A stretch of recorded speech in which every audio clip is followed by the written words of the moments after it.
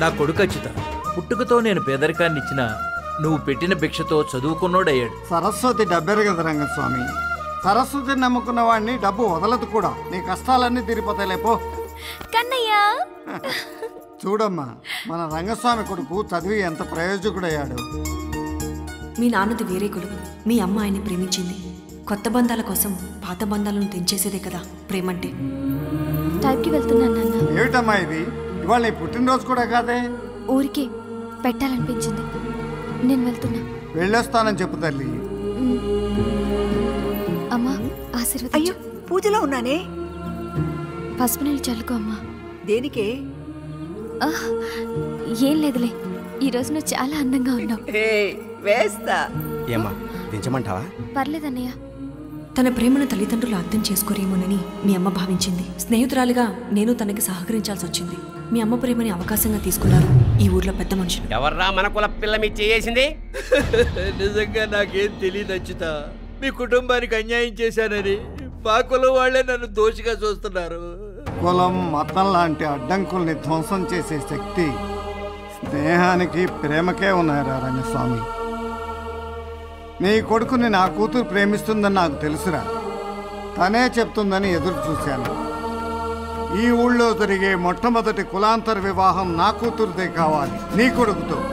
పదండి, వాళ్ళిద్దరూ ఎక్కడున్నారో వెతుకుదాం.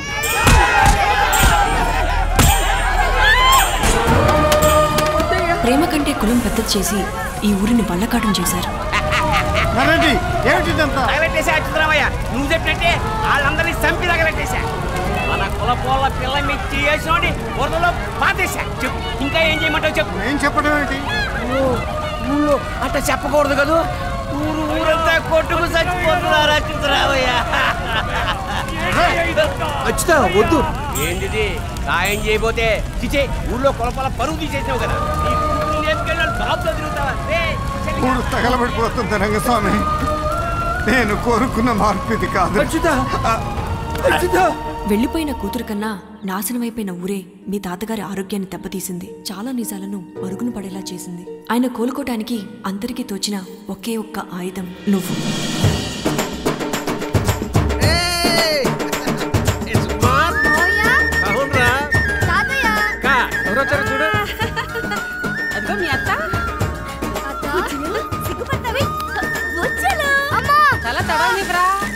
ఇది తాతయ్యకి, ఇది మావయ్యకి, నీకు ఇంకో తాతయ్య, అమ్మమ్మ, మావయ్య ఉన్నారని చెప్పిందే అమ్మ. వాళ్ళేరి? అయ్యా మనోడయ్యా.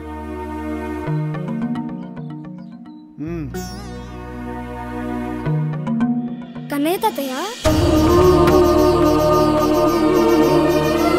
నమస్కారం చేయలేదు.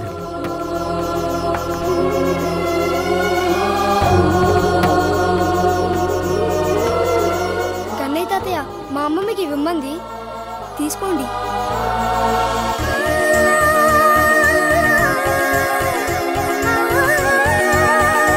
వీడి 10 రోజులు ఇక్కడే ఉంటాడ్రా. వీడు ఉన్నన్ని రోజులు అన్ని పండుగలు చేసేసుకున్నాం. అమ్మమ్మ, కిట్టమ్మా, శోభం. నీ రాక ఆ ముసలి వాళ్ళ జీవితాల్లో వెలుగులు తెచ్చింది.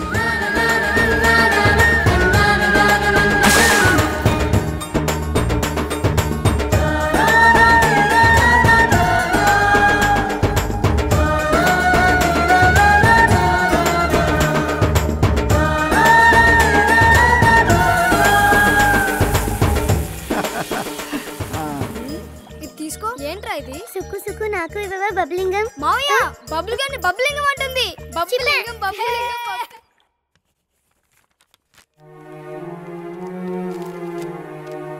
నాకు నేర్పించవా? మా మనవడి పేరు మీద అర్చన చేయించండి. నామదేవయ్యా? రాజుల సుకుమార్, తండ్రి శ్రీనివాస్, తల్లి కృష్ణవేణి. కృష్ణవేణి కొడుకా?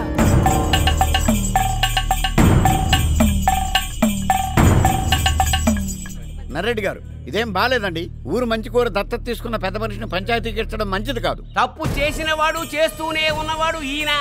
ఇంకా మన ఊరికి పెద్ద మనిషిగా పనికిరాడు అని చెప్పడానికే మీ అందరినీ ఇక్కడికి పిలిపించారు. ఏం చేశారండి? ఏం చేశారని పంచాయతీకి తీసుకొచ్చారు? ఏం చేశాడా? ఇట్లారా బాబు, నువ్వు ఈ ఊళ్ళో ఎవరింటికి వచ్చా? నువ్వేం భయపడకు నాన్న.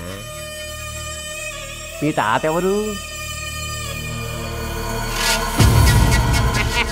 కాదు, నీకో నిజం చెప్పనా? మీ తాతగారు శ్రీ శ్రీ శ్రీ అచ్యుతరామయ్య గారు. అంటే ఈయన కూతురు చిరంజీవి లక్ష్మీ సౌభాగ్యవతి కృష్ణవేణి. అంటే వీడి అమ్మ. ఈ ఊరు వల్లకాడ్లా మారడానికి కారణమైన కృష్ణవేణి శ్రీనివాసుల కొడుకు పిల్లాడు. ఈ సంగతి తెలిస్తే జనం కాండ్రించి ఉమ్మేస్తారని పద్యాల గోపాలం మనవడని అబద్ధం చెప్పి ఇంటికి ఆహ్వానించాడు ఈ పెద్ద మనిషి. పిల్లాడి గురించి ఊరి జనం ఇబ్బంది పడకూడదని, ఊరి జనం వల్ల పిల్లాడికి ఏ హాని జరగకూడదని ఇలా చేశాను రెడ్డి. ఏం పెద్ద మనిషి అయ్యా నువ్వు? పాపం పసిపిల్లాడికి కూడా అబద్ధం చెప్పావు. ఎరా ఇప్పుడు చెప్పు, ఇలాంటి పెద్ద మనిషికి ఈ ఊరు బాగు చేయండి అని అప్పగించచ్చా? అప్పగించమంటావా?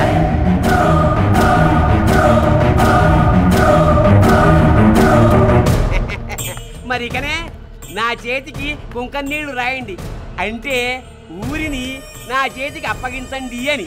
అచ్యుతరామయ్య, జీవితం అనే పుస్తకంలో ఏ పేజీ చింపేయలేము, కావాలంటే తగలెట్టుకోవచ్చు. ఇవాళ నీ అవమానం పేజీ. ఈ పేజీకి ముందు మాట నేను 10 ఏళ్ల క్రితమే రాసి పెట్టా. ముగింపే ఇప్పుడు రాస్తున్నా. రాయి. తీసుకురండి.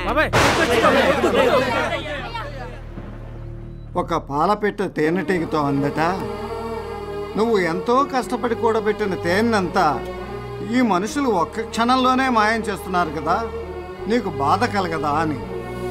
అప్పుడు ఆ తేనెటీగ నవ్వుతూ అందట, వాళ్ళు దోచుకుంటున్నది నేను దాచిపెట్టిన తేనెనే కానీ దాన్ని కూడబెట్టే నా శక్తిని కాదు కదా అని. వీడు అంతే, వీడు దోచుకుంటున్నది జనం నాకు ఇచ్చిన అధికారాన్నే కానీ వాళ్ళ మంచి కోసం నేను చేసే ఆలోచన కాదుగా. తీసుకురండి.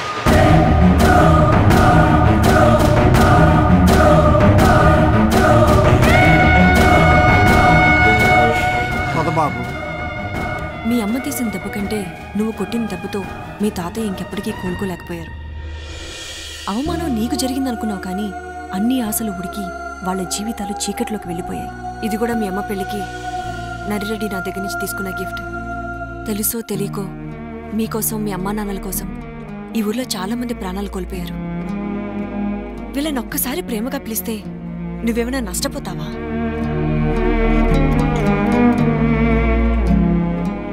సారీ, ఇదంతా నాకు తెలీదు. మీ కుటుంబాలకి నష్టం జరిగిందన్న నాటికి ఇతను పుట్టలేదు, దానికి ఇతను కారణము కాదు. 2 కుటుంబాలు కలిసి నిర్ణయించుకోవాల్సిన విషయాన్ని రోడ్డు మీదకు లాగి ఆవేశాలకు పోయింది మనం, ఆ పెద్ద మనుషులు. 20 ఏళ్ల క్రిందటి కోపాన్ని ఇతని మీద చూపించటం భావ్యమేనా? ఈ ఊరు మంచి కోరుకునే అచ్యుతరామయ్య గారి మనవడిగా ఇతర మంచి కూడా మీరు కోరుకుంటే వచ్చి తీసుకోండి. పిల్లు నాన్న, మా ఇంటికి రండి. పద.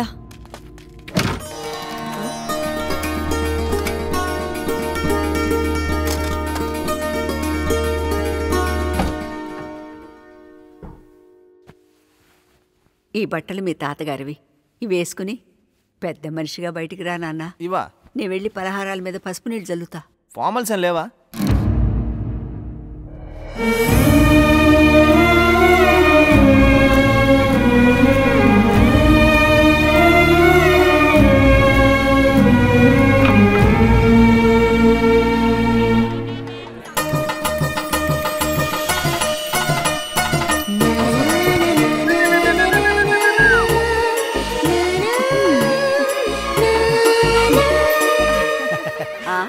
ఎప్పుడో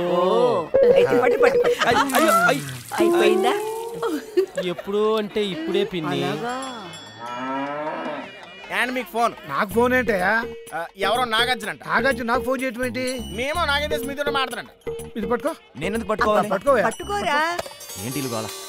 హలో, ఇక్కడ సిగ్నల్ రాదు, బయట రండి, నాకు తెలుసు. నాకు ఎక్కడో తేడా కొడుతుంది తమ్ముడు. గృహప్రవేశం అటెళ్ళి మాట్లాడుకుందాం రండి.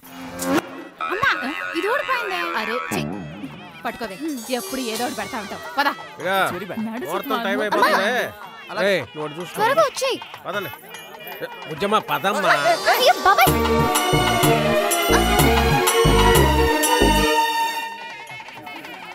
అంకుల్ మీకు మళ్ళీ ఫోన్ వచ్చింది. ఎవరయ్యా? ఎవరో చిరంజీవి అంటే. ఈ నాగార్జునకి చిరంజీవికి పని పాట లేదయ్యా? సమయ సందర్భాలు ఎక్కడ ఫోన్ చేస్తారు? ఇటు హలో. ఏండి ఇక్కడ కూడా సిగ్నల్ రాదు, బయట రండి.